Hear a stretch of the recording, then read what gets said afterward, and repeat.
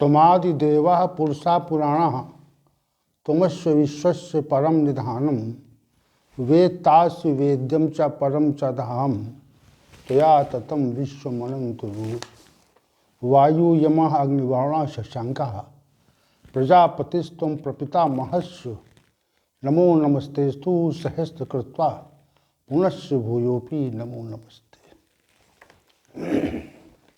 You are primeval God, the primordial spirit. You are the ultimate shelter of the universe. You are knower, the knowable, and supreme abode. The universe is fully pervaded by you, being of infinite forms. You are the God of wind, God of death, God of fire, and also God of water, the moon god and great grandfathers of all beings. We salute to you thousands and thousands and again. In last session, I am presenting the kinds of arrogance or ego, and I have presented some types of arrogance or ego, and now in this session I will also define and describe about the forms of ego or arrogance.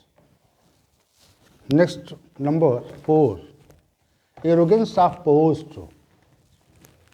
Whether the post is small or big, with the man, social, politics, government, administrative, the post which a man gets, he behaves according to the post. The security officer of an office also has the arrogance of the post that we are the security officer of a certain officer. Under this idea, he gets immersed in the ego of post. The arrogance of the small post is seen in ordinary people, but the arrogance of the prestigious right in huge man is completely immersed in it. The ego of everyone, whether it is a social, political, government, or administrative, of a big post appears in evident. A person who holds a large office is taught to behave in the same way as the office confers authority or gives fame. Natural behavior of a person sitting on a big post become abnormal. They live normally by external behavior, but internally they are overwhelmed of the arrogance of the post. If you tell a highly placed person that you do not have such rights, then they strongly oppose your pretension and tries to prove that we are the right, even if he does not get it. All this is a form of egoism of the post. While in the office, a person is immersed in the ego of the post. After the post goes away, after thinking about this past, he tries to present the unnecessary ego in that we have stayed in such and such post. We have done such and such works by staying in such and such post. The representation of the past is in some way arrogance of the post. The verse which is not there is not present. It is not in existence, and the ego of that post past in the property of the ego. This predominance of the ego. Next, arrogance of mass force. Arrogance of mass force is already important. It has been since the past. In the first chapter of Gita Ji, in the battle of Mahabharata, Duryodhan mentions the names of leading warriors of his side and mentions the names of leading warriors of the Pandavas' side. The description is only demonstration of manpower. The ego of mass force is very broad. Its effect is also very wide. If we know that there are many people on our side and who can make a living for us, then our ego remains very strong. Duryodhana was the victim of arrogance of this manpower in the war Mahabharata and destroyed himself along with the 100 brothers. He destroyed his family, the state, and also destroyed millions of people. He had the same ego of arrogance that warrior like Kripacharya Ashwatthama in our favor. There are great rights, the Bhishma Pitama, Dronacharya, Karna, who are invincible. This is our manpower. On the basis, we will win the war of Mahabharata. The pride of Duryodhan was crushed in the pride of manpower. He was killed along with his entire army. Now you must have understood the predominance of arrogance of mass force. We had manpower with us yesterday, and if not today, we still live with the arrogance of the manpower of the post and say that we had many people with us. There were so many people, but today I am not. Today people are not there. There is a lack of manpower, but there is a third and remnant of ego. This is the predominance of the God of ego. The word arrogance of strength is the origin of strength. When we are able to do something, then there is a strength in us. When the defect of power becomes strong in this consciousness of man, conscience of the man, then he ignores the other people of the society. He understands and that we are capable of everything. Every task can be done. There are problems of every areas of life, and problems we are created by us only. When man considers that we have the ability of solve every problem and are capable of it, he performs immoral, antisocial work, because in his finalization there is a feeling that by done so much unethical work, we have a problem will solve. The ego of strength gives us inspiration of comment misdeeds, evil, injustice, and immoral acts. This type of ejaculation especially suffers the society which has money, manpower, and government power. The disorder that prevails in today's society is more due of the ego of strength. A person with an ego strength considers himself to be infinitely powerful and does not hesitate to do every antisocial act. Ravana and Kansa, Shishupal, etc. had an arrogance of state due to which they had violated the dignity of scriptures by doing a moral, antisocial act and finally died along with their associates. When able-bodied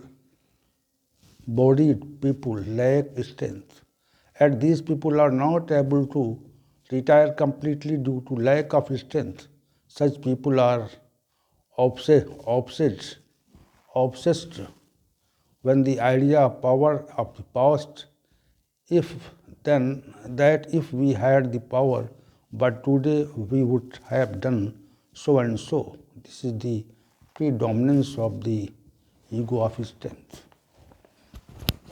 And next, arrogance of ignorance. You must have seen high-ranking politicians, actors, judges.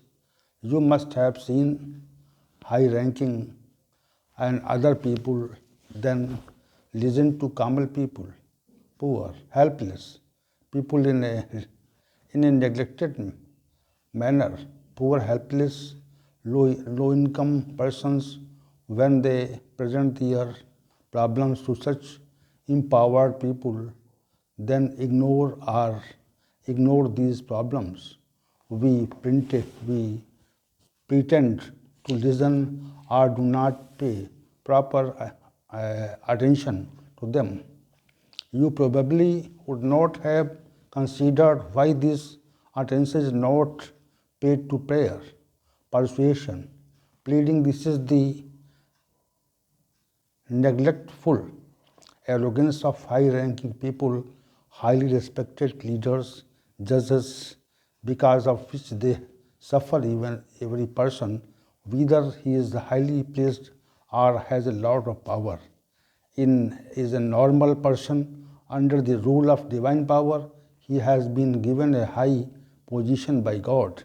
Lack of this idea leads to ego of neglect. We should try to some legitimate issue of the neglected people by paying full attention to their problems. We should take the view that we should not disregard the authority that have been received in the system of God. We should keep in mind that our actions have a constant vision of God. We are not separated from the power of any way, so we should not be neglected by ego. And next, the arrogance of knowledge. Man is completely knowledgeable, but he is not completely ignorant either. Though the study of scriptures with the sense by self, study of diligence, he acquires some knowledge, but most people treat the knowledge as ignorance or contradict it. What we know is right, what others know is not right. Our thought stream is the right. It is right, it is logical, and thought stream of others is not right. It is irrational. It is unreasonable to believe and behave the same. Ignorance is like ego. This ignorance, like ego, suffers a lot of society. Every human seems to be covered by the ego of ignorance. What is saying is right. This is ideology of is increasing. What is the truth It has no meaning, nor do we want to understand the truth. Our opinion, our statement is true. He has a reputation. He has a reputation. Everyone should obey the same. This is the arrogance of complete ignorance. Man should not impose his opinion on others in any matter.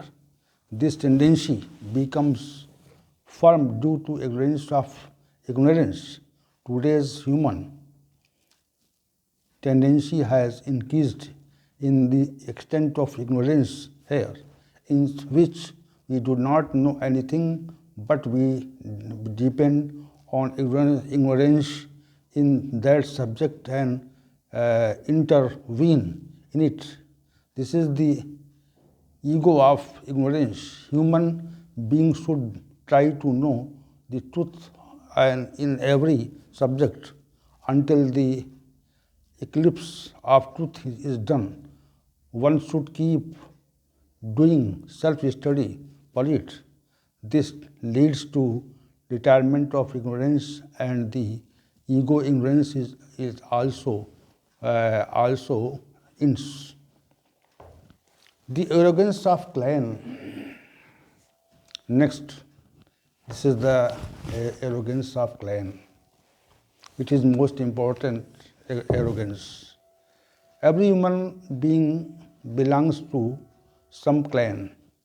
This system is still firmly in force in our India today. People abroad say that we are belong to such a person.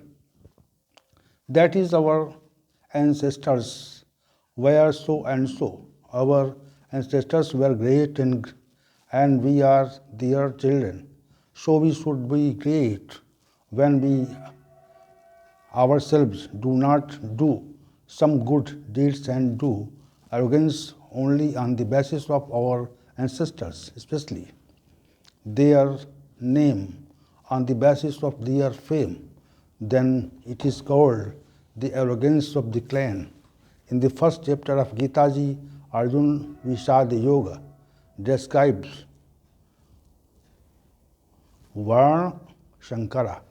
In this, Arjun has said to keep the family clean when the kul is corrupted.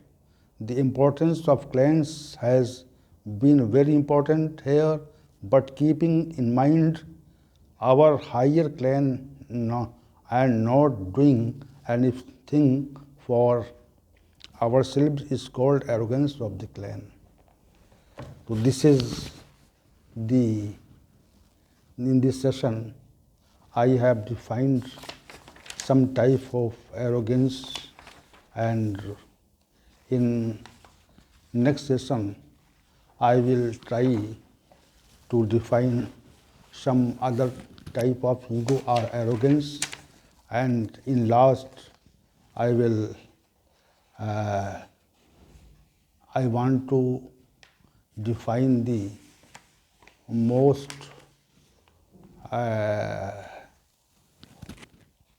goodness and most sacred facts about ego, and we should understand the ego and try to finish and try to solve the problem of ego. And this session is ending.